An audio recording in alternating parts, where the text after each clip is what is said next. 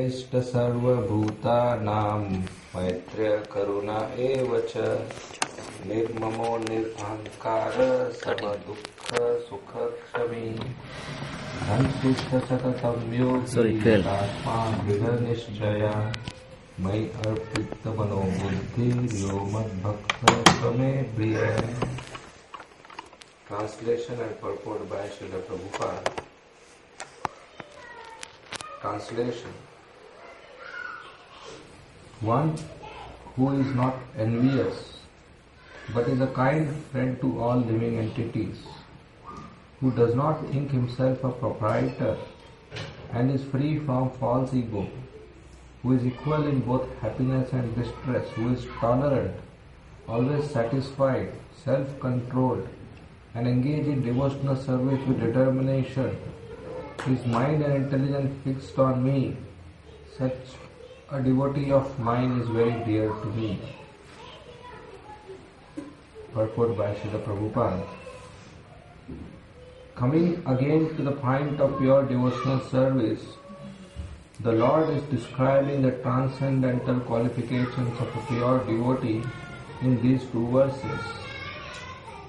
A pure devotee is never disturbed in any circumstances, nor is he envious of anyone, nor does a devotee become his enemy's enemy. He thinks this person is acting as my enemy due to my own past misdeeds, so it is better to suffer than to protest. In the Srimad Bhagavatam 10.14.8, it is stated that te anukampam su samikshamano bhunjana evatma kritam vipakam. Whenever a devotee is in distress or has fallen into difficulty, he thinks that it is the Lord's mercy upon him. He thinks, thanks to my past misdeeds, I should suffer far, far greater than I am suffering now. So it is by the mercy of the Supreme Lord that I am not getting all the punishment I am due. I am just getting a little, by the mercy of the Supreme Personality of Godhead. Therefore, he is always calm, quiet and patient, despite many distressful conditions. A devotee is also always kind to everyone, even to his enemy, nirmam. Means that a devotee does not attach much importance to the pains and troubles pertaining to the body, because he knows perfectly well that he is not the material body. He does not identify with the body, therefore he is freed from the conception of false ego and is equipoised in happiness and distress. He is tolerant and he is satisfied with whatever comes by the grace of the Supreme Lord. He does not endeavor much to achieve something with great difficulty, therefore he is always joyful. He is completely perfect mystic because he is fixed in the instructions received from the spiritual master, and because his senses are controlled, he is determined. He is not swayed by false arguments because no one can lead him from the fixed determination of devotional service. He is fully conscious that Krishna is the eternal Lord, so no one can disturb him. All these qualifications enable him to fix his mind and intelligence entirely on the Supreme Lord. Such a standard of devotional service is undoubtedly very rare, but a devotee becomes situated in that stage by following the regulative principles of devotional service. Furthermore, the Lord says that such a devotee is very dear to him, for the Lord is always pleased with all his activities in full Krishna consciousness. Om Agyan Timirandasya Jnananjana Shalakaya Chakshurmilitam Yena Tasmai Shri Gurave Namah. Namah Om Vishnu Padaya Krishna Prishthaya Bhutale Srimate Bhakti Vedanta Swami Dhinamine. Namaste Saraswati Deve Gauravani Pracharine Nirvishesha Shunyavadi Paschatya Deshakarine. Jai Shri Krishna Chaitanya Prabhu Nityananda Shri Advaita Gadadhar Srivasadi Gaur Bhakta Vrinda Hare Krishna, Krishna Krishna, Hare Hare, Hare Rama, Rama Rama, Hare Hare. So we are reading from Bhagavad Gita as it is, chapter 12, verse number 13 and 14. One who is not envious, but is a kind friend to all living entities, who does not think himself a proprietor and is free from false ego, who is equal in both happiness and distress, who is tolerant, always satisfied, self-controlled, and engaged in devotional service with determination, his mind and intelligence fixed on me, such a devotee of mine is very dear to me. Hare Krishna. So I can have a watch.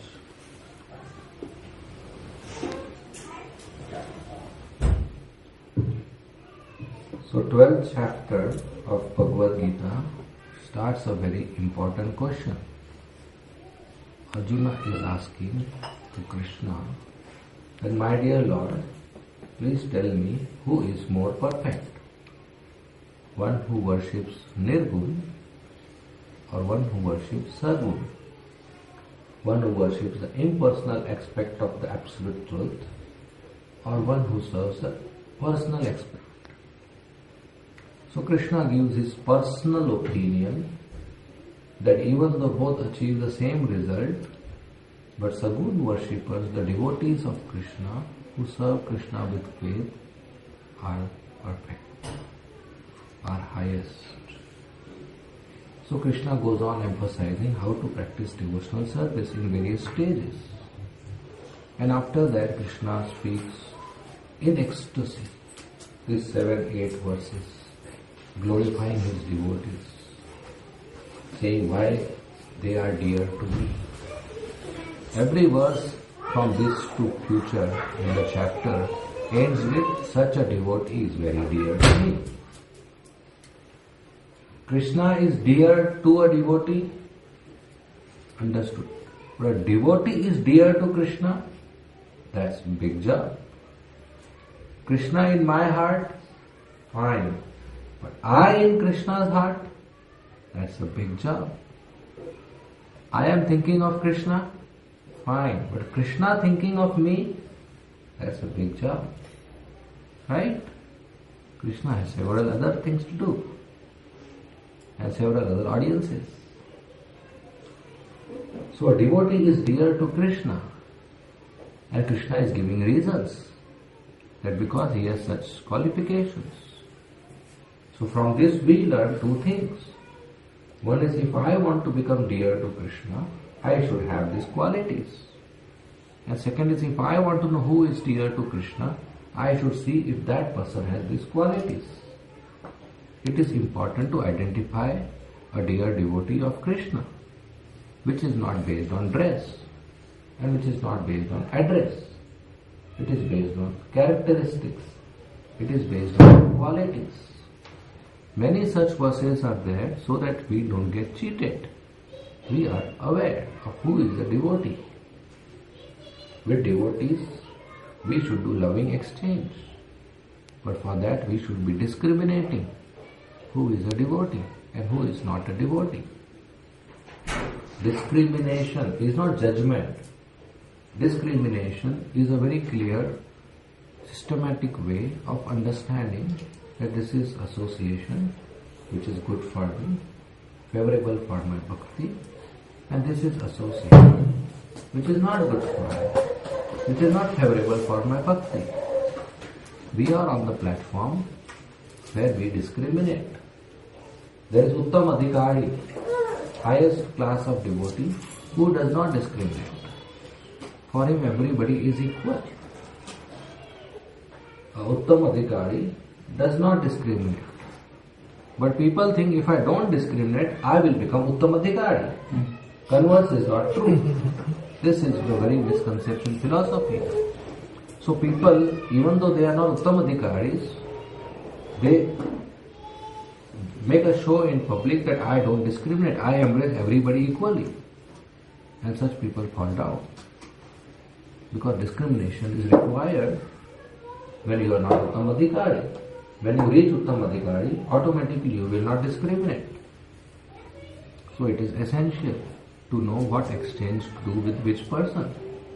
So for that such qualifications are required. So Krishna begins with saying, one of the prime quality of a devotee is, he is non-envious, friend to all other living entities. Envy is a very deep-rooted quality in the jiva, in the conditioned soul. In fact, because of original envy with Krishna, the living entity comes to the material world. And here, even if you take two strangers, A and B, have no relationship with each other, staying in different parts of the planet, but there is one relationship, and that is of envy. If you go to B and praise A, B does not know anything about A. But if you go to B and praise A, B will not be happy. That's envy. Any two people, they are envious of each other. We don't like knowing about others' success. We don't like knowing about others' happiness. That tendency is there, more or less, small or huge. That's there. That's envy. And envy is not good. Envy means you burn inside. Others are happy, you are burning. Para sukha dukhi or para dukha sukhi. Others are failing and we are happy. Others are successful and we are unhappy. That's envy. So that burning in the heart doesn't make us peaceful. That's a disturbed heart, disturbed situation. There was one lady, she was very ill. So she called up her physician, doctor, said, please visit me. So he came and checked her, put a thermometer, gave her an injection, some tablets, and told her, madam, for next 3 days you take bed rest. Said, oh, what happened to me? Said, you have fever, and not small fever. You have 101 degree. Big time. At 104 people die.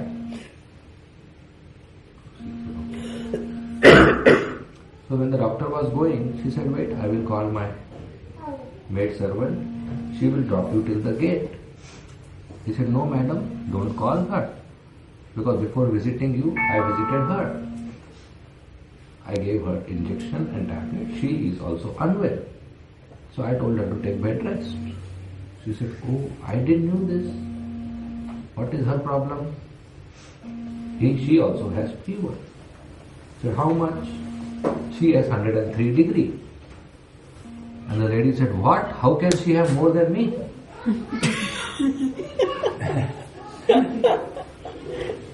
I am the master of the house, mistress of the house. How can she have more than me? This is envy. We don't want others to have more than me. So envy will burn ourselves. The self, the person, gets burning sensation inside. Jalan they call it in Hindi. Jalan. That's envy. उसकी साड़ी मेरे साड़ी से सफेद कैसे? That's envy. And what was that? Onida TV. Owner's pride, neighbor's envy. So these people are cashing on our envy. And that day I was saying, actually this world is made in such a way that unknowingly we generate envy in children in the name of competition.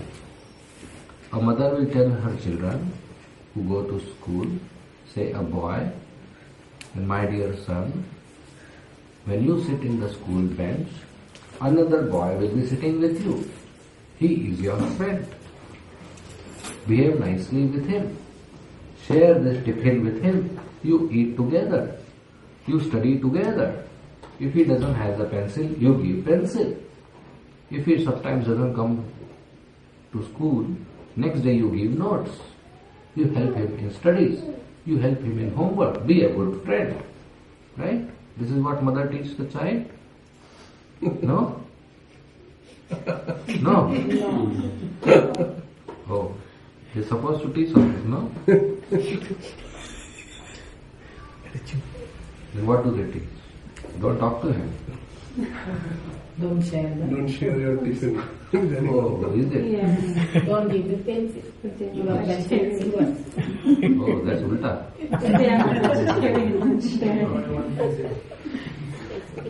No, that's not. Don't take his, but you can give yours. Anyway. In general, be a friend at least. Word. Be a friend. But when exam comes, you should get more marks than him. And if he gets more marks, you should not be happy.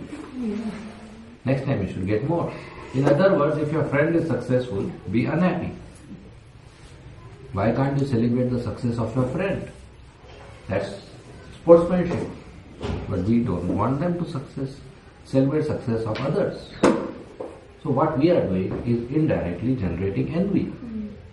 So when they grow up with that attitude. It's not just parents, it's society, it's school, it's college, everywhere. It's Olympics. What is Olympics? Envy, that's all. So it's all there, everywhere. And this envy is not good. So one who is free from that envy, one who feels unhappy seeing others' unhappiness, one who feels happy seeing others' happiness, such a person is friend of everybody. And that is one quality of a sadhu, of a devotee, who sees distress around and feels distress, and also feels a responsibility that I should do something about it. I should help these people overcome their distress by Krishna consciousness. So Krishna says such a person is dear to me. He is friend of everybody. Why he is dear to Krishna? Because everybody is Krishna's child. And one child of Krishna loves Krishna but doesn't love other brothers and sisters. That will not be good. If the son goes to the father and says, Father, I love you 100%, but I don't love my brother and sister at all. Will the father be happy? No. He says, you love me, but you don't love my other children. That's not good. You serve me, but you fight among yourselves. That's not good. That will not be good. If your hand says, I love this eye, but I don't love this eye, will that be good? No. You should serve both the eyes. Similarly, not only we should love Krishna, but we should be friendly to all children of Krishna. Non-enviousness. That is the first quality mentioned here. Adveshta sarva bhutanam. Advesh, no dvesh. No envy, sarva, all bhuta. Bhuta means jiva. Sarva bhutanam. Next is, he doesn't consider himself proprietor. Everything belongs to Krishna. Nothing belongs to me. So everything should be in Krishna's service. Krishna is all pervading. Krishna is everywhere. So everything, he is the owner. So everything should be used in Krishna's service. I am not the owner. I am not the proprietor. If you call some labor, give him brick, sand, cement, steel, water, etc., raw material, and tell him to make a room, make a building, make a house, and he does it. And at the end he says, this house belongs to me because I made it. Is that okay? No. Why? Because you did only labor work. I gave the raw material. So the final product belongs to whom? The labor or the raw material owner? Raw material. The one who provided the raw material, final product belongs to him. Similarly, whatever we work every day, we get a product. Say you do a job, you get a salary. The job was done using whose raw material? Krishna's. Eyes, hands, legs, intelligence, skill, talent, sun, electricity, water, air. All these are used to make a task, to complete a task. Right? We are just doing labor work. All raw material belongs to Krishna. So the final salary belongs to Krishna. I am not the proprietor. Krishna is the proprietor. This we should be clear. He is the proprietor, so everything should be used for his enjoyment. If I say I am the owner, then that's an illusion. It's like servant coming in the house and saying this belongs to me, this belongs to me, that belongs to me. Master will kick him out, say everything belongs to me. You just do your mazduri, you just do your labor work. So we are Krishna's servants and this house belongs to Krishna. But if the servant thinks this belongs to me, he is a thief. Thief means who takes others' things without asking. Everything belongs to Krishna. And we don't serve him with those things. We take for ourselves. That's thief. Srila Prabhupada once was taking morning walk in Mayapur on the top of the building, on the terrace, with his disciples around. And there was one businessman in Calcutta who used to give good donation to ISKCON. So the disciple who was cultivating him told him, you come to Mayapur, our founder Acharya, spiritual master Prabhupada is there, I will arrange to make you meet. So he came. So he was also part of the group who was doing morning walk. He was a little behind. So Prabhupada disciple brought that Seth, rich person in front of Prabhupada. This is Mr. So and so. He serves us in Calcutta. So Prabhupada started talking to him. Said, what do you do? Said, I am a businessman. Said, what do you sell? Said, I sell glass. Said, from where do you get glass? He said, I make myself. Said, how do you make? From silica, sand. From where do you get silica? Said, it's available on the earth. Whom does it belong to? He understood. Swamiji which direction is going. And he was a devotee. He said, yes, it belongs to Krishna. That's correct, it belongs to Krishna. And he thought Swamiji will be very happy with my answer. Prabhupada went further. He said, do you ask Krishna before picking up silica? He said, no. So then you are a thief. A big donor in front of everybody, Prabhupada called him a thief. We will afraid to do anything like that here. Because we think, Enora nahi aayega. Prabhupada called him a thief. He became so embarrassed that he stopped talking, went behind the group. And Prabhupada continued his morning walk. So after some time he again came in front. He said, Swamiji, I give so and so money to ISKCON. Prabhupada said, oh, you are a small thief. But finally you are a thief. Why? Because we are taking things from Krishna and not acknowledging and claiming to be owner. That's wrong. We are not proprietor of anything. Scientists will take one chemical and two chemical and mix it and form a new chemical and they will get Nobel Prize. Arey, the first chemical who gave you, you don't give Nobel Prize to him. But you mixed A and B and form C and you get Nobel Prize. One who gave A and B, he should not get Nobel Prize. But the mixer, a person who is mixing, that's labor work, he gets Nobel Prize. What is this? So the original owner of everything is Krishna. So everything we have should be used in Krishna's service.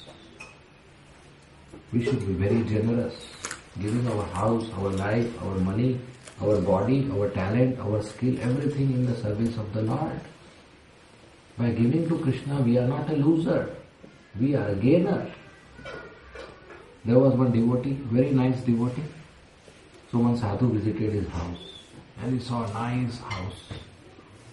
He said, wow, such a nice house, whom does it belong to? He said, Prabhuji, this house belongs to Thakurji. Krishna is called Thakurji. So the sadhu was very happy, good attitude. So he went inside, nice furniture, nice decorations, nice things. He said, wow, such a nice objects, such a nice table, such a nice sofa. Whom does it belong to? This was Prabhuji, this belongs to Thakurji. Said, very nice. Then he went in the kitchen, nice dry fruits were there, vegetables were there, fruits were there, and wife was cooking. So it's such a nice kitchen, dry fruits, vegetables. Whom does this belong to? He said, Prabhuji, it belongs to Thakurji. And he said, this is such a beautiful wife. This also belongs to Thakurji. She is servant of Thakurji. Then there was bedroom, children were playing, nice toys and everything. He said, whom does the children belong to? He said, they are also Thakurji's servants. And then another room was full marble. And the beautiful deities of Radha Krishna were there. And he said, wow, such a nice temple. Whom does this temple belong to? He said, it belongs to Thakurji. And then beautiful deities. He said, wow, such a beautiful Thakurji. Whom does Thakurji belong to? He said, he belongs to me.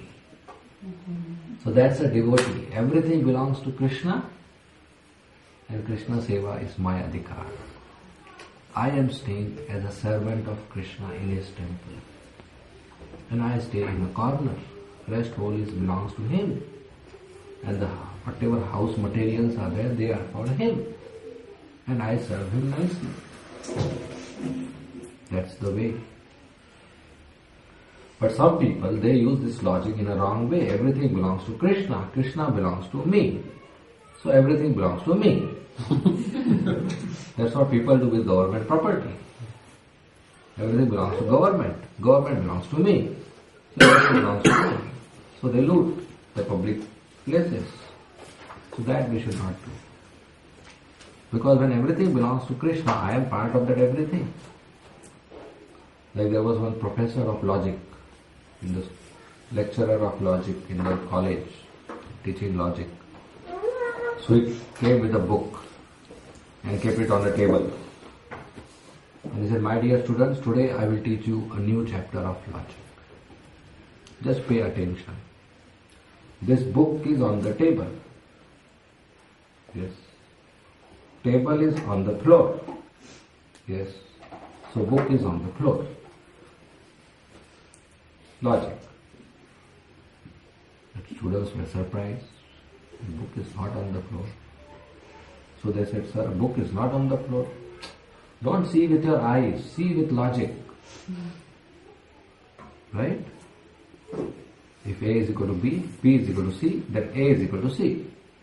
That's good for equality, not for distance. So book is on the table, table is on the floor, so book is on the floor. The students were saying, no sir, book is not on the floor. And the teacher is saying, no, don't see with your eyes.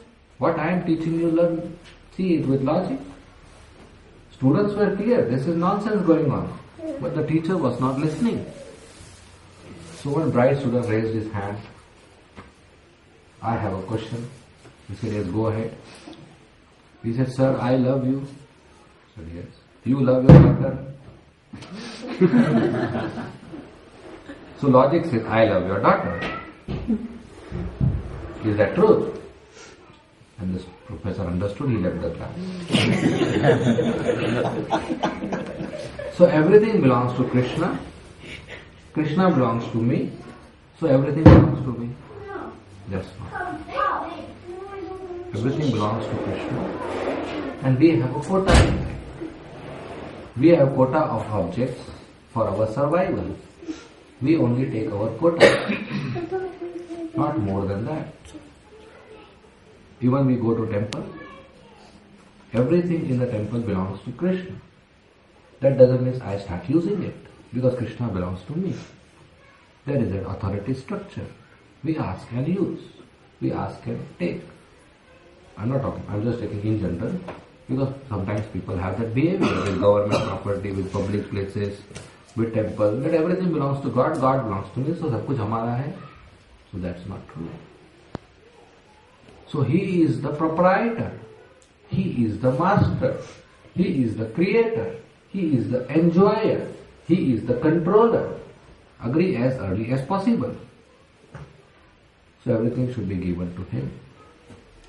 Bali Maharaj, he got Vamandev as a guest who went to beg. He said, my dear Bali Maharaj, I want Dakshina. He said, what you want? He said, I want 3 steps of land. Bali Maharaj said, I am proprietor of the 3 worlds and you are asking only 3 steps. Ask few villages, ask some wealth, ask some wives, ask some cows. You are not an experienced beggar. You don't know how to ask. Ask enough that whole life you don't have to ask anybody else. He said, no, I just want 3 steps of land. If I am greedy, then I am not satisfied even with earth planet. So Bali Maharaj said, okay, I will give you 3 steps of land.